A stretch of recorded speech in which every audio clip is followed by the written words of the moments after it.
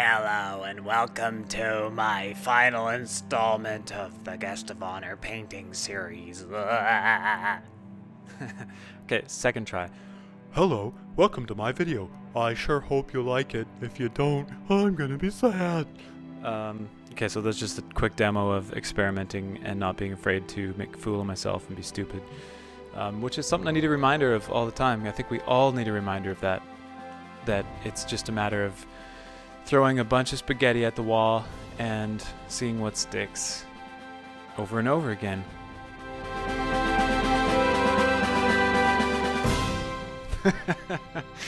And it's important to have fun. This music is so stupid over this part, but that's okay. Triumph! Let's go!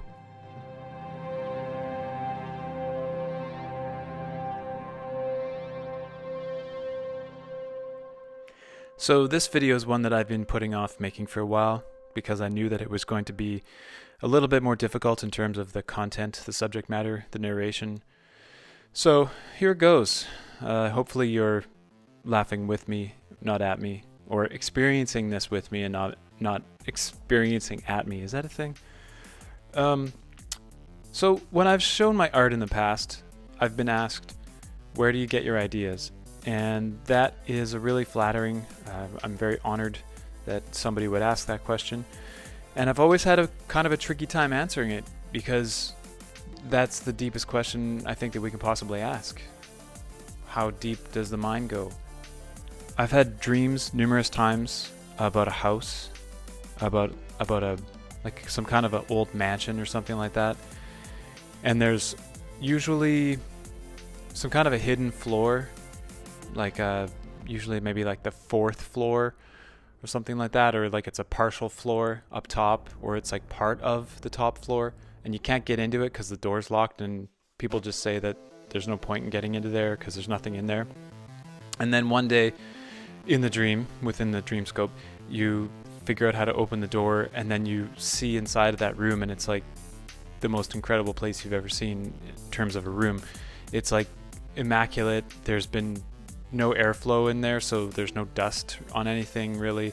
There's like this blue couch that's like plastic blue couch, the only one ever made, like 90 years ago, with like gold trim on it, and there's an ottoman that matches with like the frilly lace at the bottom, and then there's a old kind of harpsichord. It was like the only one ever made, and it has like all these jewels on it that you can push in and out, and it's connected to these weird pipes that go through the roof. And then don't even get me started on what's on the walls. And then there's like multicolored shag carpet, and so most of the things in the room seem like of the period of the house, like no one opened it since, you know, however many decades ago, and it's just been frozen in time. That's just something. There's lots of dreams that I've had like that. That there's this secret place in our minds that can't be opened. Maybe it's almost like fractal geometry too. It's like there's a hallway, and there's all these rooms in that hallway, and every room has multiple doors in it, and then there's more hallways and more doors and more hallways and more doors. Some of them lead back to the same place. Some of them keep going in every direction. And I think that's what is so amazing about the creative path, the creative journey, that the further down one of those hallways that we go, the further we can go into unknown territory that's probably unknown to others, but also even uncomfortable and unknown to ourselves. And that's okay. I'm still on that journey. I think everybody is.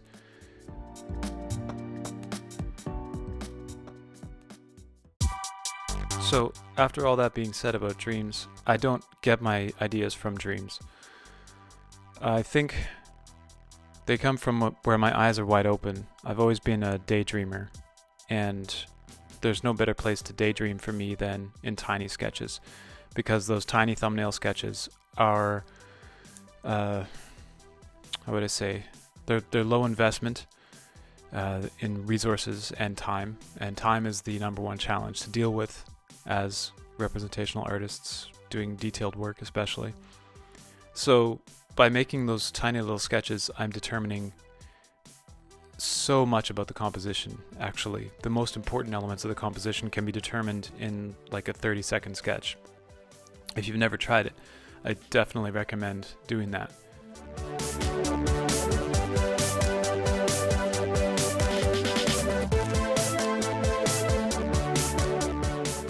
One other way to link this together that I just remembered is an analogy of a drummer. I always like to use this because a drummer has to have all of the things that they're going to hit, all of their musical tools within reach, like perfectly within reach, or else they won't get used, right? So the feet are busy, the pedals are perfectly placed, so they're comfortable. The snare drum is right in the middle, it's going to get used all the time. The right hand can access the toms, the ride cymbal, all that. So I think in order for us to have a bunch of creative tools in our mind that we can then use to work out ideas with, they have to be part of our mental scope, I guess you could say. I'm just inventing that term. So, for example, all the different categories, like the traditional categories, landscape, still life, figure, new categories, performance, installation, experimental, abstract. You can add more to that. Scope, near or far, is the subject matter so close that that's all you can see? Is it so far away you can barely see it? Then, of course, there's what surrounds that. Place, is it interior, exterior? Is it micro, like through a microscope? Is it as large as space, outer space itself? Scale, is it small, is it big? All of these different things, color combinations that we can use to pull from at any moment. And all of those different categories should be set up in our mind like a drum set. So they're always there. And when we have a new idea, the quicker we can kind of go through all those categories is kind of like the first initial phase of trial and error. So like, okay, is this going to be a big piece or a small piece, and how does that determine how I feel about the subject matter? I know it has to be small, so already we're eliminating all the other infinite possibilities that a big piece would give us. So that's actually really big, to be able to make one general categorization. That's actually like a badge that we can wear. That's a feather in our cap to say like, okay, I know this, I can eliminate all those other things. Then we can move on to the other categories after that.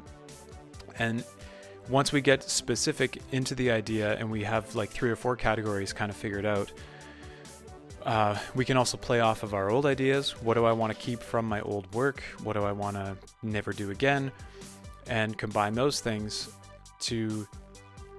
What am I talking about? I don't know. See, there we go. I'm just... I don't know what I'm doing. I'm just doing what I always do and figuring it out as I go. And that's, I think, how most ideas actually come about. It's by accidental discoveries.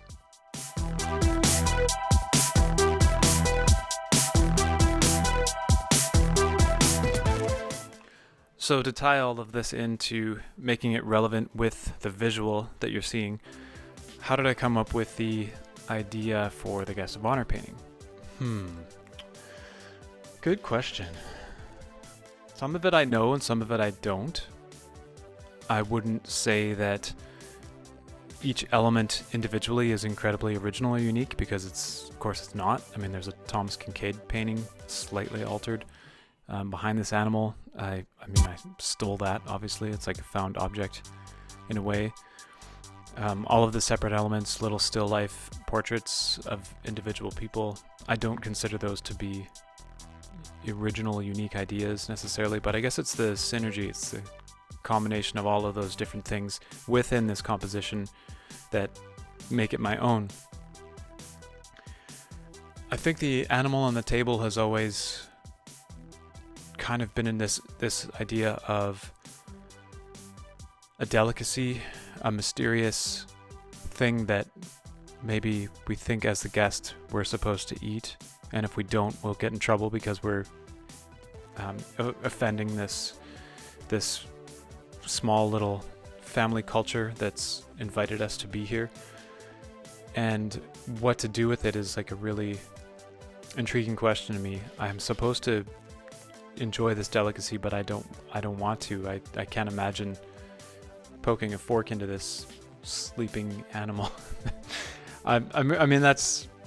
I'm not even sure if that's actually it. Another really big thing is some of the elements I don't know, like why put the animal's face in front of a box. I've done that a few times before with other pieces where I'll have, like in my Parable of Sparks painting, I had this old man and his head just happened to be in front of a fireplace. It wasn't in the fire, but it was like just pictured that way. It was probably 5 or 10 feet behind him. And just the placement of it made it look like his head was surrounded by a box of fire. I've had other ones, my painting, the adult table, a guy with a toque over his eyes. He's in front of a doorway that's full of orange light. Painting called The Idea Machine. And that one was in front of a blank canvas. And I didn't realize this until now, actually, even just in starting to make these videos afterwards, analyzing this painting, how I put the main character. I guess I could say that the animal is kind of the main character. And its head happens to be in front of a box. And so I'm trying to psychoanalyze as I go here and think, okay, what am I doing? Why am I doing that? Why does that make sense? That choice to me was just something that felt right visually to do.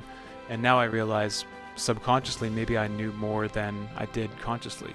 Some of these things are conscious choices, and then that one is maybe not, right? So it's like, what does that mean? And what I think I've discovered is that it represents mindset. It represents where that figure's mind is, or what the environment of that figure's mind is. Maybe not what it's supposed to be, but what it's influenced by, or where it's at, where it's in. I think there's so many different elements to the potential moods that we can get into as, with our human minds. Like, it's this giant mystery, and there's so many places that we can possibly go.